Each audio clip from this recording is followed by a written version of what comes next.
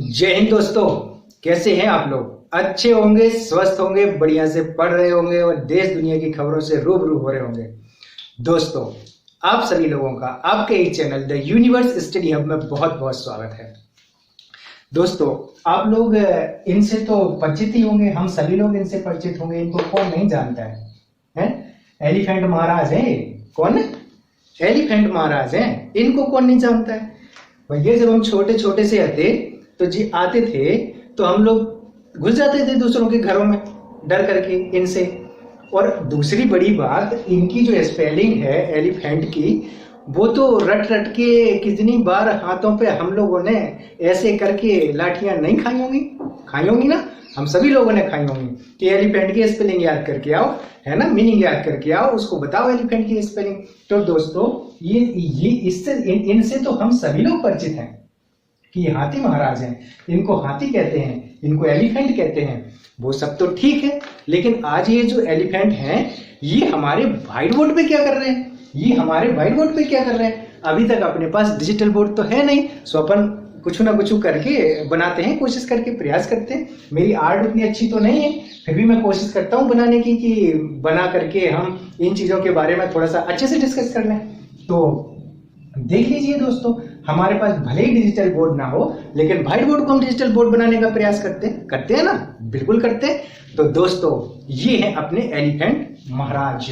और एक चीज इनके बारे में आप सभी लोगों ने और सुनी होगी। कौन सी चीज सुनी होगी? कौन सी बात सुनी होगी?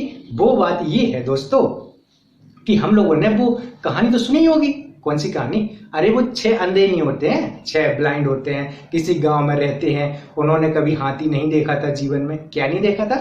हाथी नहीं देखा था। ये जो हमारे महाराज है ना, ये हाथी महाराज है, इनको नहीं देखा था, कभी नहीं देखा था। कैसे देखेंगे? ब्लाइंड है वो तो उन्होंने क्या सोचा कि यार हम लोग हाथी तो जीवन में देख ही नहीं पाएंगे। कैसे देख पाएंगे? नहीं देख पाएंगे। तो ऐसा करते हैं, आज गांव में हाथी आया है गांव में हाथी। तो आज गांव में अगर हाथी आया है तो हम चल के सब लोग हाथी को स्पर्श कर लेंगे, ऐसे छू के देख लेंगे कि भैया हाथी कैसा होता है। आंखों से नहीं देख पाएंगे जीवन भर, क्योंकि हमारी आंखों में रोशनी नहीं है। तो हम लोग चल करके उसको छू लेंगे कम से कम, कि छूने में कैसा लगता है। देख तो नहीं पाएंगे, पर छू के हम लोग जान जाएंगे कि हाथी ऐसा होता है। इसको कहते हैं हाथी। तो दोस्तों, एक दिन एक गांव में हाथी आया। बहुत पुरानी कथा है, हम सभी लोगों ने इस कहानी को सुना होगा। ये बहुत पुरानी कहानी है। तो उस गांव में 6 अंधे रहते थे। उन्होंने सोचा कि आज हम हाथी को महसूस करेंगे, स्पर्श करके देखेंगे। देख तो हम नहीं सकते हैं। तो वो जाते हैं और हाथी का अलग अलग पार्ट को वो पकड़ते हैं। जैसे कोई जाकर के हाथी का पैर पकड़ लेता है तो वो बोलते हैं कि हाथी कैसा है? खंबे जैसा है। और दूसरा जो व्यक्ति जाता है हाथी की, ये देखो, ये वहां से खड़े हुए हैं, ये क्या है? ये वहां से खड़े हुए हैं, ये हाथी की पूंछ पकड़ लेते हैं और ये बोलते हैं कि हाथी तो रस्सी की तरह। काय की तरह? रस्सी की तरह। जी, अपन बुंदेलखंडी में जोरा का जोरा। तो ये दूसरा व्यक्ति यहाँ खड़ा हुआ है। ये हाथी की जो पेट है उस पे हाथ रख देता है, बोलता है यार हाथी तो दीवार की तरह है। तो ये बोल रहा है दीवार की तरह है, ये जनाब बोल रहे हैं कि रस्सी की तरह है। एक तीसरे खड़े हुए हैं यहाँ, जोश में आकर के बोलते हैं, क्या बात कर रहे हो भैया?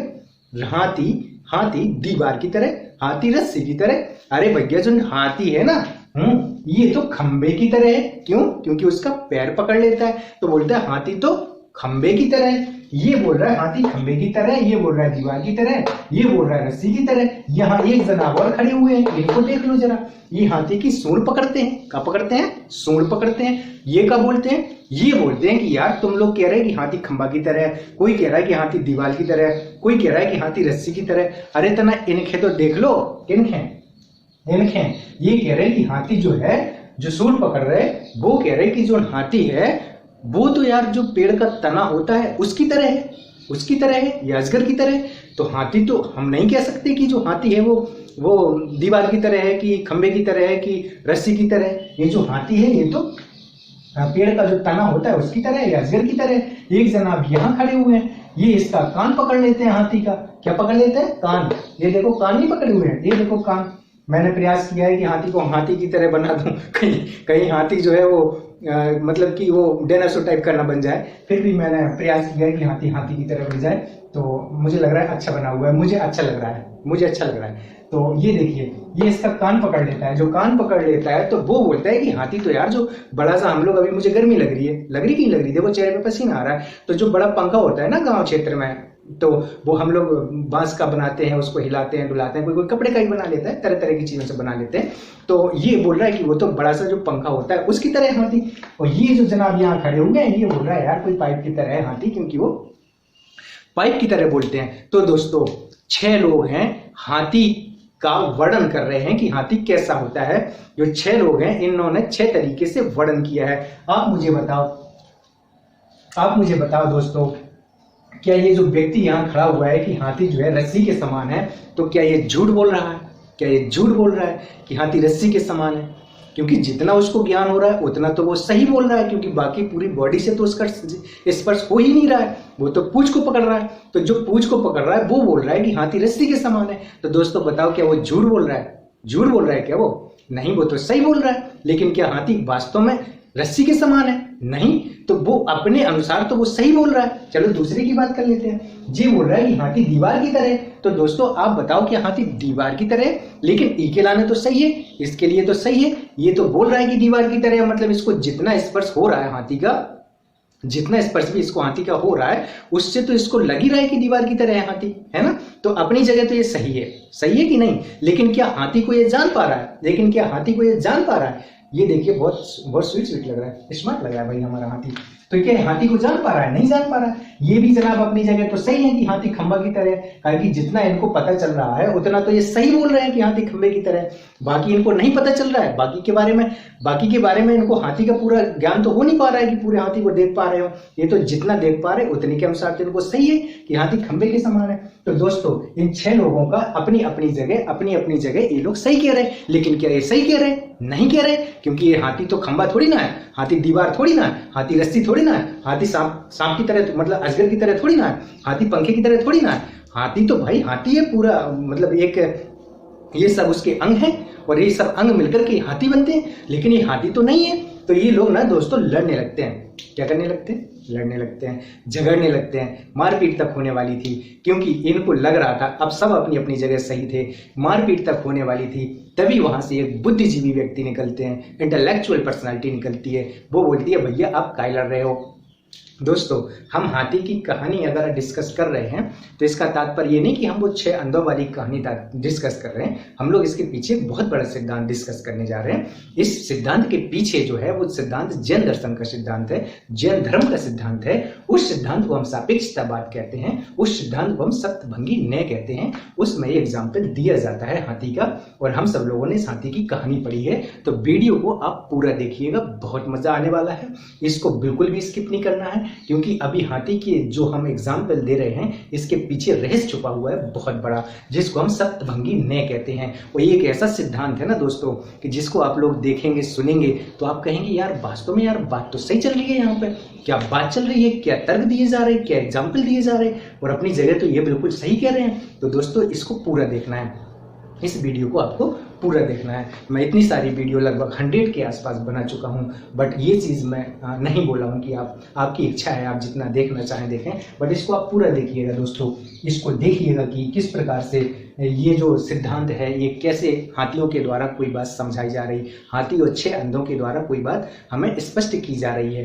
तो दोस्तों आपको इसको देखिएगा। तो क्या हो गया कि लोगों को जो ज्ञान हो रहा है अपनी अपनी जगह सब लोग सही हैं, लेकिन क्या ये वास्तव में सही है? क्या हाथी पूंछ है? क्या हाथी रस्सी की तरह है? क्या हाथी दीवार की तरह है? क्या हाथी खंबे की तरह है? क्या हाथी पंखे की तरह है? नहीं है ना, नहीं है ना।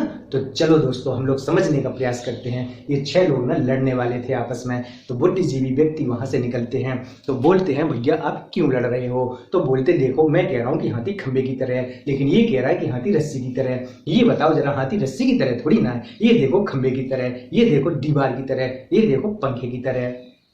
तो दोस्तों वो बुद्धिजीवी व्यक्ति जो थे वो बोलते हैं आप सब लोग अपनी अपनी जगह सही कह रहे हैं, लेकिन पूरे पर्सपेक्टिव से अगर देखें तो आप लोग सही नहीं हैं, क्योंकि हाथी खंबे की तरह नहीं है, हाथी दीवार की तरह भी नहीं है, हाथी रस्सी की तरह भी नहीं है, बल्कि ये सब तो उसके अंग हैं। इन सबको हम मिला देंगे तो हाथी बन जाएगा। तो दोस्तों तब वो जाकर के समझे इन चीजों को।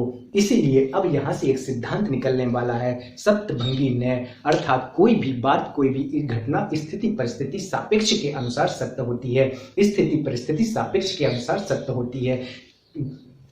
प्रत्येक वस्तु में अनेक गुण होते हैं, प्रत्येक वस्तु में अनेक गुण होते हैं, और हम जो सामान्य व्यक्ति होता है वो कि जो एक वस्तु होती है उस वस्तु के कुछ गुणों को जान पाता है, संपूर्ण गुणों को नहीं जान पाता है। ये जैन दर्शन का सिद्धांत है। ये जैन दर्शन में ऐसा कहा गया है कि कोई व्यक्ति जो है वो एक किसी वस्तु के, सामान्य व्यक्ति जो होता है वो वस्तु जो होती है वो बहुत सारे गुणों से मिलकर के बनी होती है, लेकिन सामान्य व्यक्ति होता है वो उस वस्तु के कुछ गुणों को जान पाता है। लेकिन जो कैवल्य होता है, कैवल्य होता है, जो व्यक्ति कैवल्य प्राप्त कर लिया होता है उसको प्रत्येक वस्तु के सभी गुणों का ज्ञान होता है, प्रत्येक वस्तु के सभी गुणों का ज्ञान होता है। दोस्तों ये देखिए मेरे हाथ में स्केच है, स्केच को आप छोड़ दीजिए, मेरे पीठ के पीछे आप देखिए कुछ लिखा हुआ है, लेकिन दोस्तों क्या मैं देख पा रहा हूं कि मेरे पीठ के पीछे क्या लिखा हुआ है? नहीं देख पा रहा हूं। क्या मुझे व्हाइट बोर्ड का पूरा ज्ञान हो पा रहा है? क्या नहीं हो पा रहा है, क्योंकि यहाँ मुझे हाथी दिखाई दे रहा है कैमरे में, पीछे मुझे यहाँ कुछ लाइन दिखाई दे रही हैं, लेकिन जो मेरे पीठ के पीछे है वो मुझे नहीं दिखाई दे रहा है। तो समझ गए ना दोस्तों कि सामान्य व्यक्ति को किसी भी वस्तु के कुछ गुणों का ज्ञान होता है, लेकिन जो कैवल्य प्राप्त व्यक्ति होता है, जैसे महावीर स्वामी जो थे उनको माना गया था कि कैवल्य प्राप्त हो गया है, इसलिए वो महावीर स्वामी माने जाते हैं। तो महावीर जो स्वामी थे है ना, 24वें तीर्थंकर थे जैन धर्म के, 23वें अपने पार्श्वनाथ थे। कभी हम लोग महावीर स्वामी के बारे में बात कर लेंगे। तो उन्होंने कहा, क्या कहा, ये देखिए कि उनको जो अगर कैवल्य प्राप्त हो गया तो उनको किसी भी वस्तु के बारे में नहीं, सभी वस्तुओं के सभी गुणों के बारे में ज्ञान हो जाएगा, एक ज्ञान हो जाएगा। तो इस सिद्धांत को वो एक सिद्धांत देते हैं यहाँ पर, जिस सिद्धांत को हम सापेक्षतावाद कहते हैं, और इसी का नाम सप्तभंगी न्याय है, अर्थात 7 प्रकार के परामर्श हैं, अर्थात 7 प्रकार के परामर्श हैं। न्याय का मतलब होता है आंशिक ज्ञान, किसी वस्तु का पूर्ण ज्ञान ना होकर के आंशिक ज्ञान। जैसे ये 6 अंधे यहाँ पर हैं, अगर ये अंधा कहता है यहाँ पर कि स्यात ये पूंछ है, स्यात ये पूंछ जो है वो हाथी है, स्यात जो ये पूंछ है जो है वो हाथी है, अर्थात जो पूंछ है स्यात रस्सी की तरह है, तो ये अपनी जगह बिल्कुल सही था, क्योंकि ये स्यात शब्द का उपयोग कर रहा है। स्यात का मतलब है जितना मैं जानता हूं उतना तो सत्य है।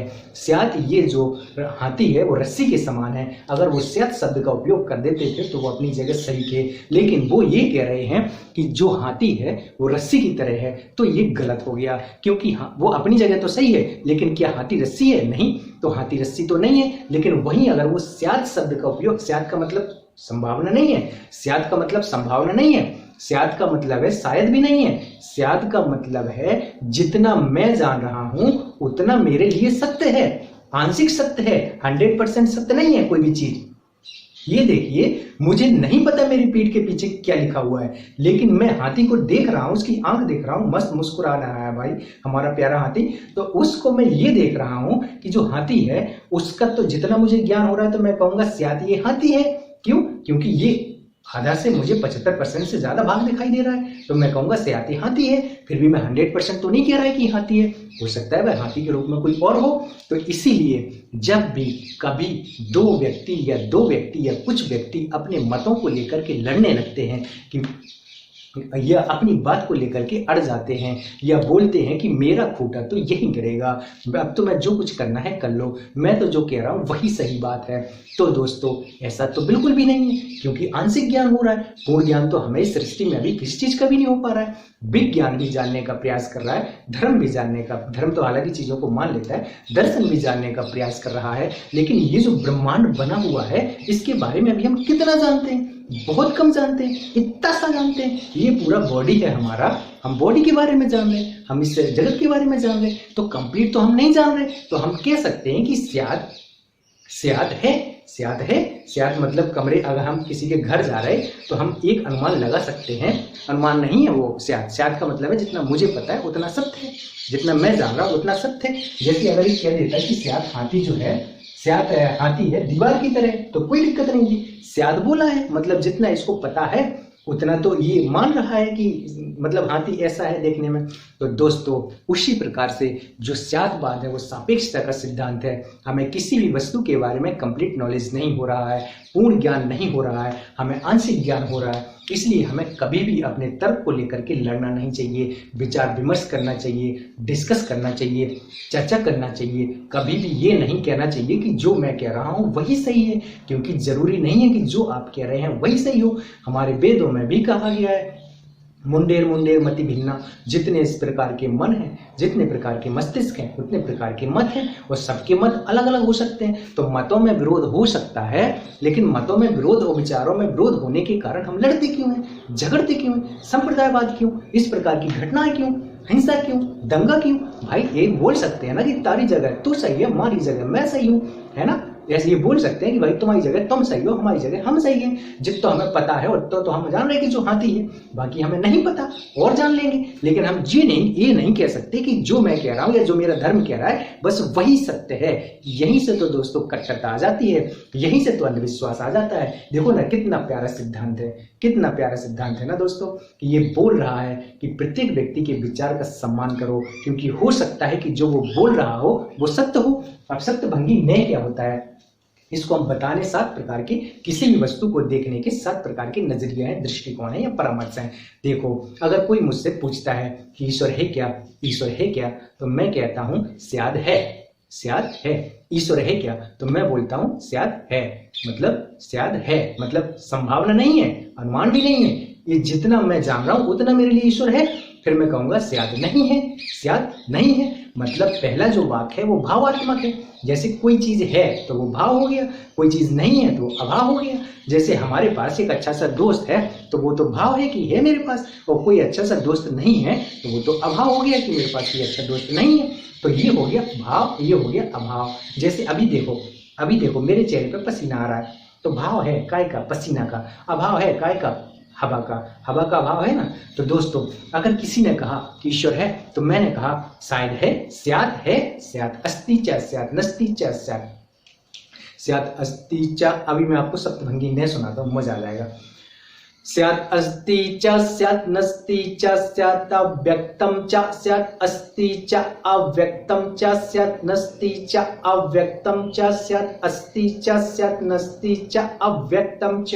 7 चीजें बोली हैं दोस्तों, मैंने 7 निर्णय बोले हैं, यहाँ पे 7 परामर्श बोले हैं। मैंने कहा जैसे मुझसे किसी ने पूछा कि ईश्वर है क्या, तो मैंने कहा स्यात् है, स्यात् है। फिर दूसरा मैंने कहा कि स्यात् नहीं है, जितना, क्योंकि मुझे तो नहीं दिखाई दे रहा है, मुझे तो ज्ञान नहीं हो रहा है, तो मैंने क्या कहा स्यात् नहीं है। तीसरी बात ये स्यात् अव्यक्तम, शायद मैं उसको व्यक्त नहीं कर सकता, लेकिन जितना मैं जानता हूं उतना तो मुझे पता है कि है।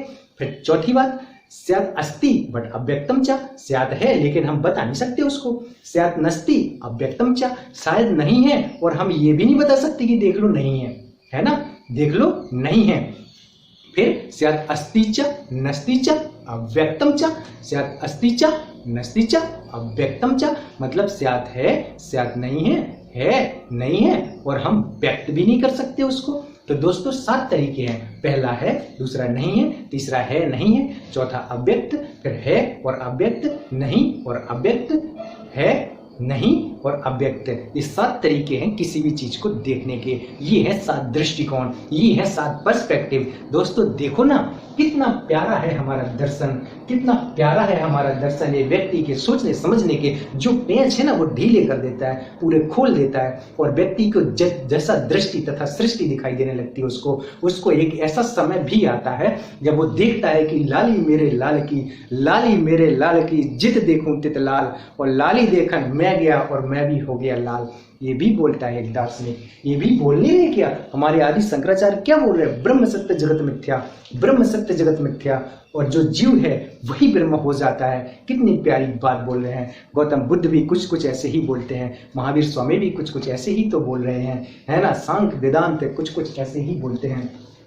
तो दोस्तों ये देखिए, स्यात् अस्ति च स्यात् नस्ति च स्यात् अस्ति च स्यात् नस्ति च स्यात् अव्यक्तं च स्यात् अव्यक्तं च स्यात् अस्ति च अव्यक्तं च स्यात् अस्ति च अव्यक्तं च स्यात् नास्ति च अव्यक्तं च स्यात् अस्ति च नस्ति च अव्यक्तं च। न का मतलब होता है आंशिक ज्ञान। अब दोस्तों इस संसार में हम दो प्रकार की वस्तुएं देखते हैं, सत्य और असत्य। सत्य वो होता है जो तीनों कालों में रहता है, मतलब अतीत में, वर्तमान में और भविष्य में। सत्य का मतलब सत्य होता है, ये लिखा हुआ है सत्य। सत्य मतलब जो तीनों कालों में सत्य हो, अतीत में भी, वर्तमान में भी और भविष्य में भी। असत का मतलब जो किसी काल में सत्य ना हो, जैसे बंध्या पुत्र। जैसे बंध्या पुत्र, अगर एक महिला बंध्या है, बंध्या है तो उसको पुत्र नहीं हो सकता, और अगर पुत्र है तो बंध्या नहीं हो सकती। आकाश कुसुम, आकाश में कुसुम नहीं खिल सकता। खिल सकता है क्या? कभी देखा है खिलते? तो जो तीनों कालों में असत्य है उसको हम असत्य कहेंगे। जो कभी सत्य नहीं हो सकती उसको हम असत्य कहते हैं, और जो तीनों कालों में सत्य होता है उसको हम सत्य कहते हैं। जैसे ब्रह्म सत्य जगत मिथ्या, जो शाश्वत है, जो नित्य है, वही सत्य है। और सत्यम शिवम सुंदरम और सच्चिदानंद स्वरूप है। सत्यम शिवम सुंदरम और सच्चिदानंद स्वरूप है। कुछ ऐसी ही बातें हैं। तो दोस्तों हम लोगों ने समझने का प्रयास किया, क्या ये हम लोगों ने समझने का प्रयास किया कि कभी भी इस कहानी से और इस सिद्धांत से क्या मैसेज मिलता है। ये मैसेज मिलता है कि कभी भी हमें अपनी किसी बात को लेकर के अड़े नहीं रहना चाहिए। ये कट्टरता नहीं आनी चाहिए कि जो हम कह रहे हैं वही सही है। हो सकता है क्योंकि भाई हमें किसी भी चीज का पूर्ण ज्ञान तो हो नहीं पा रहा है। अभी देखो, कोई भी चीज आप देख लो अपने आसपास, वो जो चीज आप पूरी तरीके से नहीं देख पा रहे। आपके सामने कुर्सी रखी है, तो क्या आप कुर्सी का आगे का, पीछे का, नीचे का, ऊपर का सभी चीजें देख पा रहे? नहीं देख पा रहे। अगर आपके सामने कुर्सी रखी तो आप सामने की चीज देख पा रहे हैं, पूरे बगल की चीज भी अच्छी तरह से नहीं देख पा रहे, इस बगल की चीज भी अच्छी तरह नहीं देख पा रहे, और कुर्सी के पीछे भी नहीं देख पा रहे। हो सकता है छिपकली हो वहां पर, है ना? हो सकता है छिपकली हो, तो आपको पूरा ज्ञान नहीं हो पा रहा है। वैसे ही इस ब्रह्मांड के बारे में हम अभी कुछ नहीं कह सकते, क्योंकि हमें कुछ भी पूर्ण तरीके से ज्ञान नहीं हो पा रहा है। तो सामान्य व्यक्ति को जो ज्ञान होता है वो आंशिक ज्ञान होता है, उसको नहीं कहते हैं। अगर ये लोग, ये जो 6 ब्लाइंड थे हमारे, अगर ये बोलते कि स्यात् हाथी खंबे की तरह है, तो ये अपनी जगह सही थे। लेकिन ये खंबा को हाथी बोल रहे हैं, हाथी को खंबा बोल रहे हैं, तो ये चीज सही नहीं है ना, सही नहीं है ना। इसलिए सभी चीजों को मिला करके अगर हम देखेंगे तो वो हाथी है। तो दोस्तों ऐसा माना जाता है कि जो कैवल्य प्राप्त हो गए उनको सभी वस्तुओं के सभी गुणों का ज्ञान होता है, सभी धर्मों का ज्ञान होता है, सभी चीजों का ज्ञान होता है। कुछ भी ऐसी चीज नहीं होती है जो उनसे छुपी हुई होती है। वो तभी आता है जब बहुत सारे सत्य, अहिंसा, सत्य, अप्रिय, ब्रह्मचर्य और बहुत सारी चीजों, सिद्धांतों का पालन करना पड़ता है। तब जाकर के व्यक्ति निर्माण प्राप्त करता है, समाधि में पहुंचता है, कैवल्य में पहुंचता है या मोक्ष प्राप्त होता है, तब ये चीजें आ पाती हैं। Thank you very much. मस्त आप लोग इसको लाइक करिए, शेयर करिए और सब्सक्राइब करिए और हमसे जुड़े रहिए। बाय।